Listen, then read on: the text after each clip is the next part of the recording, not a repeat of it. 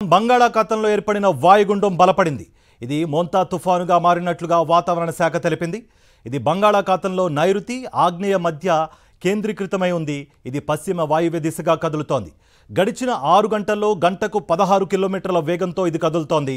మంగళవారం ఉదయానికి తీవ్ర తుఫానుగా మారే అవకాశం ఉందని వాతావరణ శాఖ హెచ్చరించింది.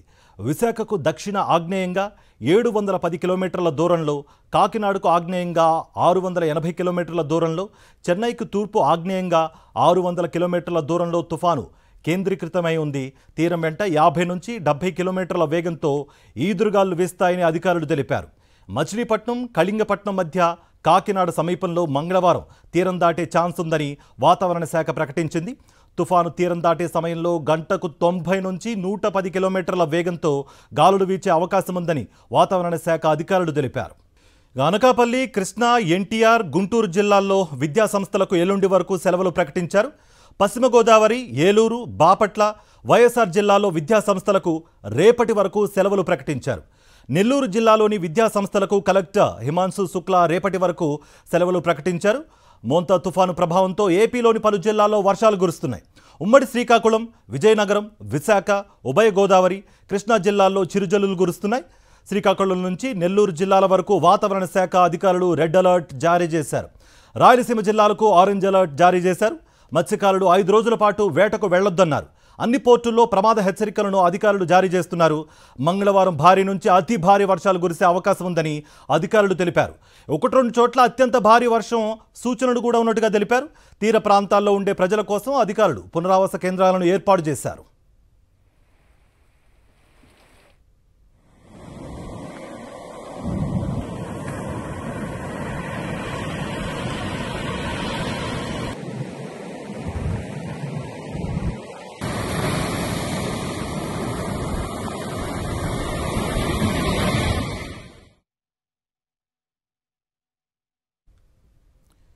విశాఖలో మోంతా తుఫాను ఎఫెక్ట్తో ఆకాశం మేఘావృతమైంది. బీచ్లో అలలు ఎగిసిపడుతున్నాయి. దీనికి సంబంధించిన మరింత సమాచారం మా ప్రతినిధి అనిల్ అందిస్తారు. తుఫాను ప్రభావం విశాఖ సాగర్ తీరంపై స్పష్టంగా కనిపిస్తోంది. ఓవైపు అలలు ఎగిసిపడుతున్నాయి. గాలుల తీవ్రత కూడా కొనసాగుతున్నటువంటి నేపథ్యం నెలకొంది. ఇప్పటికే గాలు 50 కిలోమీటర్లకు పైగా గాలులు వీస్తున్నటువంటి సందర్భం కనిపిస్తోంది. వర్షం కూడా పెద్ద ఎత్తున కురుస్తుంది. తుఫాను తీరానికి సమీపించే కొద్దీ దాని ప్రభావం పెరిగేటువంటి అవకాశం కనిపిస్తుంది. మనం విజువల్స్లో చూస్తే కనుక మత్స్యకారుల వేట నిషేధం ఉన్నటువంటి నేపథ్యంలోనే మత్స్యకారులంతా ఈ ఒడ్డున నిలబడి వచ్చేటువంటి చిన్న చిన్న చేపల కోసం వీరంతా అక్కడ నిలబడినటువంటి సందర్భాన్ని కూడా మనం గమనించవచ్చు. బీచ్ అంతా కూడా నిర్మానుష్యంగా ఉంది. కానీ మత్స్యకారులు అలల తాకిడికి కొట్టుకొచ్చేటువంటి చేపల కోసం వీరంతా వరుస పెట్టిన నిలబడి ఇక్కడ చూస్తున్నటువంటి సందర్భం కూడా కనిపిస్తుంది. ఒక మత్స్యకారుడు మాట్లాడదాం. ఏంటి దేనికోసం? చేపల కోసం. చేపలు వచ్చేస్తున్నాయి, చిన్న చిన్న చేపలు వచ్చేస్తున్నాయి తుఫానికి. అవి తీస్తున్నాం అన్నమాట. అంటే ఇప్పుడు ఇక్కడ ఉన్న పరిస్థితిని చూస్తే పడవ వేసుకొని వెళ్ళడానికి కాదు, వెళ్తే మునిగిపోద్ది, బోటు మునిగిపోద్ది వెళ్తే. గాలి అది ఎలా ఉందండి? గాలి ఇన్ని రోజుల మీద విపరీతంగా ఉంది గాలి. దొరికాయా చేపలు? ఏమైనా దొరికే? చాలా ఎక్కువ మంది ఉన్నట్టున్నారు. చిన్న చిన్న చేపలు దొరుకుతున్నాయి. కెరటం ఎక్కువ ఉంది కదా, దానికి చచ్చిపోతున్నాయి అనమాట. వస్తున్నాయి అనమాట చేపలు, ఒడ్డుకు వచ్చేస్తున్నాయి. అంటే తుఫాను ఇంకా దగ్గర అయ్యే కొద్దీ వస్తాయా చేపలు? వచ్చేస్తా, చచ్చిపోతాయి, గేరెక్కిపోతాయి అనమాట చేపలు. ఆ చేపల కోసం మీరు వస్తున్నాం అనమాట. ఇది మొత్తం మీద ఓవైపు గాలుల తీవ్రత కొనసాగుతున్నటువంటి నేపథ్యంలోనే మత్స్యకారులు సముద్రపు ఒడ్డున నిలబడి లోపల నుంచి బయటకు కొట్టుకొచ్చేటువంటి చేపల కోసం చూస్తున్నారు. గాలి తీవ్రత కూడా కొనసాగుతుంది. దాదాపు 45 నుంచి 55 కిలోమీటర్ల వేగంతో గాలులు వీస్తున్నాయి. తుఫాను తీరానికి సమీపించే కొద్దీ దాని ప్రభావం మరింత పెరిగేటువంటి అవకాశం కనిపిస్తుంది. గాలుల తీవ్రత కూడా విపరీతంగా ఉండబోతోంది. మత్స్యకారులు, తీర ప్రాంత ప్రజలు అత్యంత అప్రమత్తంగా ఉండాలని వాతావరణ శాఖ హెచ్చరిస్తోంది. వీడియో జర్నలిస్ట్ అప్పలతో కలిసి అనిల్, సాక్షి టీవీ, విశాఖ సాగర్ తీరం నుంచి. మోంతా తుఫాను ముంచుకొస్తున్న వేళ ప్రభావిత రాష్ట్రాలు పూర్తి స్థాయిలో అప్రమత్తమయ్యాయి. తమిళనాడు, ఒడిశాలోని తీర ప్రాంత జిల్లాలో అధికారులు హై అలర్ట్ ప్రకటించారు. పుదుచ్చేరి, ఓడరేవులో 2వ నెంబర్ ప్రమాద హెచ్చరిక కొనసాగుతోంది. తుఫాను ప్రభావంతో ఇప్పటికే చెన్నైలో వర్షాలు కురుస్తున్నాయి. మెరీనా బీచ్లో సముద్రం అల్లకల్లోలంగా మారిపోయింది. వచ్చే 3 రోజులు భారీ నుంచి అతి భారీ వర్షాలు కురిసే అవకాశం ఉందని భారత వాతావరణ విభాగం హెచ్చరికలు జారీ చేసింది. తుఫాను నేపథ్యంలో అక్టోబర్ 30 వరకు చేపల వేటపై అధికారులు నిషేధం విధించారు. ప్రభావిత జిల్లాల్లో ఇప్పటికే ఎన్డీఆర్ఎఫ్, ఎస్డీఆర్ఎఫ్, ఫైర్ సిబ్బందిని మోహరించారు.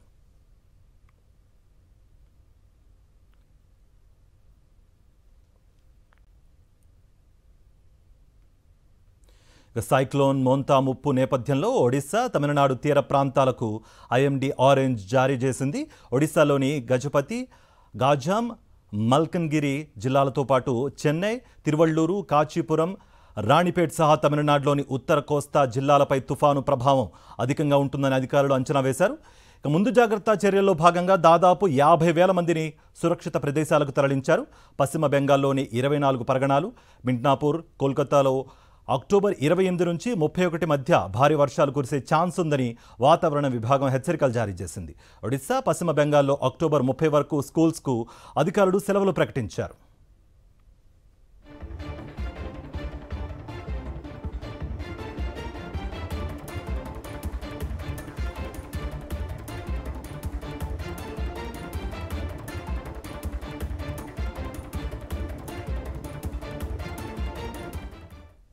తుఫాను ప్రభావంతో మచిలీపట్నంలోని మంగినపూడి బీచ్ మూసివేశారు. 3 రోజుల పాటు బీచ్ క్లోజ్ చేస్తున్నట్టుగా ప్రకటించారు అధికారులు. బీచ్లో పర్యాటకులని పోలీసులు అనుమతించడం లేదు. ప్రజలు అప్రమత్తంగా ఉండాలని అధికారులు హెచ్చరిస్తున్నారు. అవసరమైతే తప్ప ప్రజలు బయటకు రావద్దని సూచిస్తున్నారు. దీనిపై మరింత సమాచారం మచిలీపట్నం నుంచి మా ప్రతినిధి సురేంద్ర అందిస్తారు. ఆంధ్రప్రదేశ్పై తుఫాను ప్రభావం ప్రారంభమైంది చెప్పాలి. నిన్నటి నుంచి కొన్ని ప్రాంతాల్లో వర్షం పడితే ఈరోజు అన్ని చోట్ల కూడా వర్షాలు పడుతున్న పరిస్థితి కనిపిస్తుంది. మరికొద్ది గంటల్లోనే తీవ్ర తుఫానుగా మారే అవకాశం ఉందంటూ వాతావరణ శాఖ హెచ్చరికలు జారీ చేసిన నేపథ్యం కనిపిస్తుంది. ఈ నేపథ్యంలోనే రాష్ట్రంలో ఉన్న పర్యాటక కేంద్రాలన్నింటినీ కూడా నిలుపుదల చేశారు. బీచ్లకు సంబంధించి అన్ని బీచ్లు, రాష్ట్ర వ్యాప్తంగా అన్ని బీచ్ని క్లోజ్ చేసిన పరిస్థితి కూడా కనిపిస్తుంది. ప్రస్తుతం మనం మచిలీపట్నంలోని మంగినపూడి బీచ్ దగ్గర ఉన్నాం. ఇక్కడ కూడా ఏ ఒక్కరిని కూడా అనుమతించట్లేదు. పోలీసులు పూర్తిగా అందరినీ కూడా బార్కెట్ పెట్టి ఆపిన పరిస్థితి కనిపిస్తుంది. తుఫాను హెచ్చరికల నేపథ్యంలో ఎటువంటి ప్రమాదం జరగకుండా ఉండేందుకు ఇటువంటి తగిన చర్యలు తీసుకున్నామంటూ అధికారులకు ఇప్పటికే చేశారు.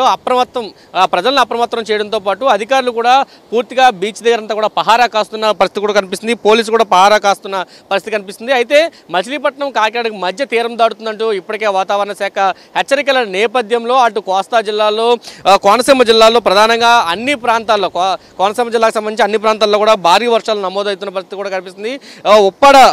ఉప్పాడ దగ్గర అలలు ఎగిసిపడుతున్న పరిస్థితి కూడా కనిపిస్తుంది. మనం ప్రస్తుతం మచిలీపట్నం బీచ్ దగ్గర కూడా చూడొచ్చు. అలలు ఎగిసిపడుతున్న పరిస్థితి కూడా ఇక్కడ కూడా కనిపిస్తుందని చెప్పాలి. అయితే ప్రస్తుతానికి చిరుజల్లులు బీచ్ దగ్గర ఉన్నాయి. కొంత ఎండ కూడా కనిపిస్తుంది. అయితే ఇటువంటి పరిస్థితి మరింత ప్రమాదకరంగా ఉండే అవకాశం ఉంది. గతంలో హుదూద్ టైంలో కూడా సముద్రం వెనక్కి వెళ్ళడం, కొంత వాతావరణం పొడిగా కనిపించడం కూడా ఇబ్బందులు కలిగించింది. అదే పరిస్థితి ఇప్పుడు మళ్ళీ రిపీట్ అయ్యే అవకాశం కూడా ఉన్నదనేది వాతావరణ శాఖ అధికారులు చెప్తున్నారు. ప్రస్తుతం గంటకి 8 కిలోమీటర్ల వేగంతో తుఫాను కదులుతుంది. ప్రస్తుతానికి చెన్నైకి 520 కిలోమీటర్ల దూరంలో, కాకినాడకి 570 కిలోమీటర్ల దూరంలో, విశాఖపట్నానికి 600 కిలోమీటర్ల దూరంలో ప్రస్తుతం తుఫాను కేంద్రీకృతమై ఉంది. పశ్చిమ వాయువ్య దిశగా కదులుతూ రేపు ఉదయానికి తీవ్ర తుఫానుగా మారే అవకాశం ఉందంటూ వాతావరణ శాఖ ఇప్పటికే హెచ్చరికలు జారీ చేసింది. కొద్దిసేపట్లో అంటే సాయంత్రానికి తీవ్ర తుఫానుగా మారే అవకాశం ఉన్న నేపథ్యంలో భారీ వర్షం కూడా కురిసే అవకాశం ఉందంటూ వాతావరణ శాఖ ఇప్పటికే హెచ్చరికలు జారీ చేసిన నేపథ్యం కూడా మనకు కనిపిస్తుందని చెప్పొచ్చు. ప్రస్తుతానికి నార్మల్గా ఉన్న మొదటి ప్రమాద హెచ్చరిక అయితే ప్రస్తుతానికి జారీ చేశారు. పక్కనున్న పోర్టు కానీ ఇతర ప్రాంతాల్లో జారీ చేశారు. ప్రజల్ని కూడా అప్రమత్తం చేస్తున్న పరిస్థితి అయితే మచిలీపట్నంలో కనిపిస్తుందనే చెప్పాలి. కెమెరా పర్సన్ సాయితో కలిసి సురేంద్ర, సాక్షి టీవీ, మచిలీపట్నం బీచ్ నుంచి. బంగాళాఖాతంలో ఏర్పడిన వాయుగుండం బలపడి మోంతా తుఫానుగా మారడంతో ఈస్ట్ కోస్ట్ రైల్వే అప్రమత్తమైంది. ప్రయాణికుల భద్రత దృష్ట్యా 43 రైళ్ల సర్వీసులను రద్దు చేస్తున్నట్టుగా ప్రకటించింది. అక్టోబర్ 27, 28, 29 తేదీల్లో వివిధ ప్రాంతాలకు రాకపోకలు సాగించాల్సి ఉన్నప్పటికీ తుఫాను ప్రభావం నేపథ్యంలో రద్దు చేసిన ఈ రైళ్ల జాబితాను విడుదల చేసింది. తమ ప్రయాణానికి ముందు ప్రయాణికులు రైల్ స్టేటస్ను చెక్ చేసుకోవాలని అధికారులు సూచించారు.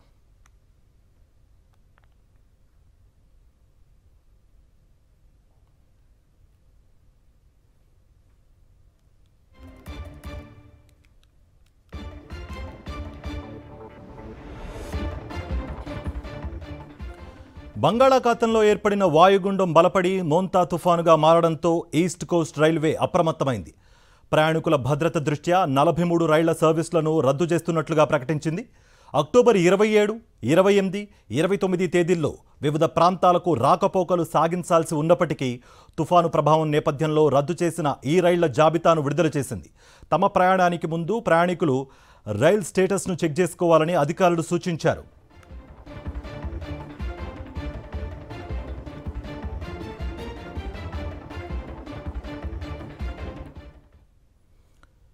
తుఫాను హెచ్చరికల నేపథ్యంలో విజయనగరం జిల్లా అధికార యంత్రాంగం అప్రమత్తమైంది.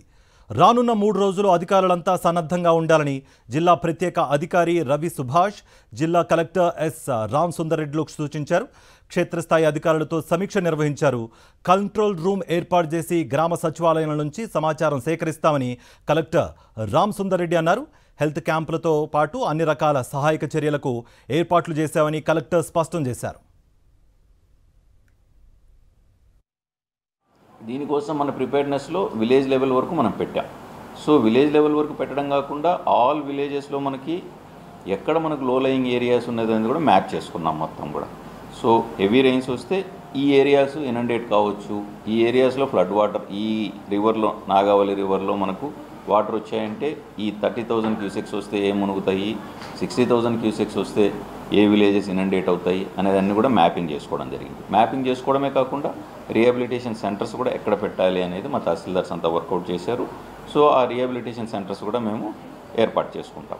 సో తుఫాన్లో వర్షంతో పాటు గాలి కూడా వచ్చే అవకాశాలు ఉన్నాయి కాబట్టి సో గాలులకు మనకు చెట్లు విరిగి పడిపోవడము, మెయిన్ హైవేస్ కానీ, స్టేట్ హైవేస్ కానీ, స్టేట్ రోడ్స్ కానీ, డిస్ట్రిక్ట్ రోడ్స్ కానీ ఏవైనా మనకు చెట్ల కూలిపోయి చెట్లతో అబ్స్ట్రక్ట్ అయ్యే అవకాశం ఉంది. కాబట్టి దానికోసం మనము ఆర్ఎన్బి నుంచి, రెవెన్యూ నుంచి, ఏపీ ఈపీడీసీఎల్ నుంచి, అలాగే వేరియస్ మున్సిపాలిటీస్ నుంచి కూడా పవర్ సాసు, జేసీబీసు, ట్రాక్టర్సు, టిప్పర్స్ అన్నీ కూడా మనం వేరియస్ లొకేషన్, స్ట్రాటజిక్ లొకేషన్స్లో ఏర్పాటు చేసుకోవడం జరిగింది.